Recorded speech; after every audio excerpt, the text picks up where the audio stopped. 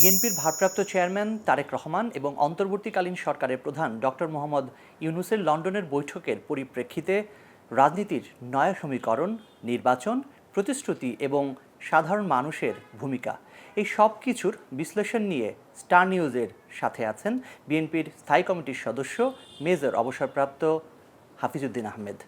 স্বাগত আপনাকে স্টার নিউজে। ধন্যবাদ।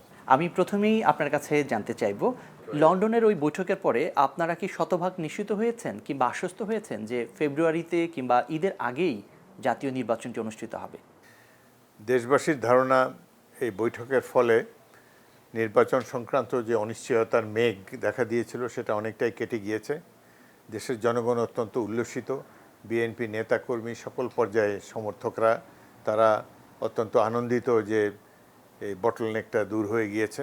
তো আমরা আশা করি যে এখন রমজানের আগেই একটি সুষ্ঠু নির্বাচন দেশবাসী দেখতে পাবে এবং আমাদের যে নিরপেক্ষ তত্ত্বাবধায়ক সরকার, অন্তর্বর্তীকালীন সরকার, তারা নিশ্চয়ই তাদের কথা রাখবেন এবং একটি সুষ্ঠু নিরপেক্ষ নির্বাচন দিয়ে সকলের ধন্যবাদের পাত্র হবেন।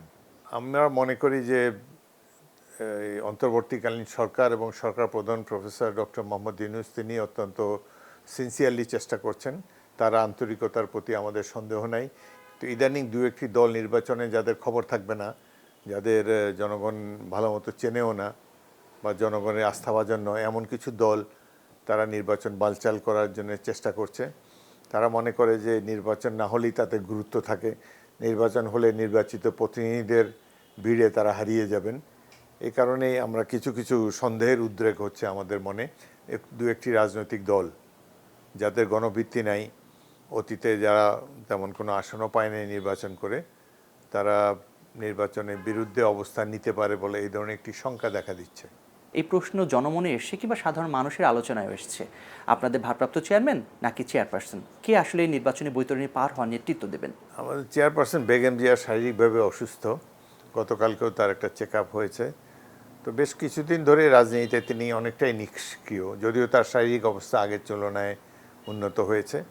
তবে আমরা মনে করি, আমাদের ধারণা যে আমাদের অ্যাক্টিং চেয়ারম্যান জনাব তারেক রহমান তিনি অত্যন্ত ক্লোজলি মনিটর করছেন রাজনৈতিক সিচুয়েশন এবং তিনি বলিষ্ঠভাবে নেতৃত্ব দেবেন আগামী নির্বাচনে। বিএনপি জয়লাভ করলে দলের প্রধানমন্ত্রী কে হবেন, সরকারের নেতৃত্ব কে দেবেন, আপনাদের দলীয় প্রধান নাকি ভারপ্রাপ্ত চেয়ারম্যান? এই প্রসঙ্গ কিংবা এই আলোচনাও কিন্তু রাজনীতির ময়দানে আছে।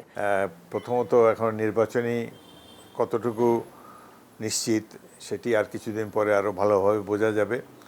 নির্বাচনের দিন তারিখ শিডিউল ঘোষণা করা হলে তখনই আমরা এসব ব্যাপারে চিন্তাভাবনা করব। তবে বেগম খালেদা জিয়া বিএনপি প্রধান নেতা, দেশের সবচাইতে জনপ্রিয় রাজনৈতিক ব্যক্তিত্ব। তিনি কোন পদে থাকবেন না থাকবেন এটি তার উপরে অনেকটা নির্ভর করে, তার শারীরিক সুস্থতার উপর নির্ভর করে। সুতরাং নির্বাচন কাছাকাছি এলে বা নির্বাচনের তৎপরতা যখন শুরু হবে তখনই এই বিষয়ে আমরা ক্লিয়ার কাট জবাব দেব।